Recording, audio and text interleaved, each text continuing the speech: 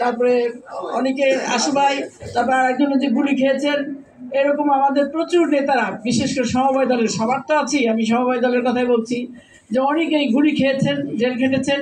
এরকম অবস্থার মধ্যে দিয়ে আমরা আন্দোলন করেছি। তাই আমি বলতে চাই, জিয়াউর রহমান সাহেব এমনই একজন ব্যক্তি ছিলেন যার ব্যাপারে আমার মনে হয় মাহমুদুর রহমান ভাই অনেক কাছ থেকে দেখেছেন এবং জানেন, এবং উনি বলবেন। আমি শুধু এটুকুই বলতে চাই যে আমার একটা জিনিস ভালো লেগেছে, যে জিয়াউর রহমান সাহেব প্রথমেই উনি আসার পর কিন্তু বিসমিল্লাহির রহমানির রহিম এটা যোগ করেছিলেন সংবিধানে।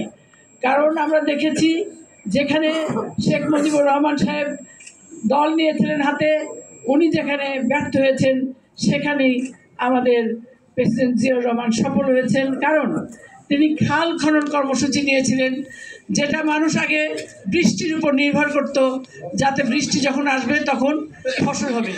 সেখানে তিনি খাল খনন কর্মসূচি হাতে নিয়েছিলেন। সেই খাল খনন কর্মসূচি আপনারা জানেন, যদুনাথপুর থেকে শুরু করে বিভিন্ন জায়গায় উনি উদ্বোধন করেছিলেন যদুনাথপুরে, তারপরে বিভিন্ন জায়গায় খাল খনন করেছিলেন। খাল খনন করার মাধ্যমে এবং শ্যালো টিউবওয়েল, ডিপ টিউবওয়েল দিয়ে এই দেশের প্রচুর পরিমাণে খাদ্য উৎপাদন হয়েছিল। সেই খাদ্য উৎপাদন আমাদের দেশের চাহিদা পূরণ করে বিদেশে রপ্তানি করা হয়েছিল।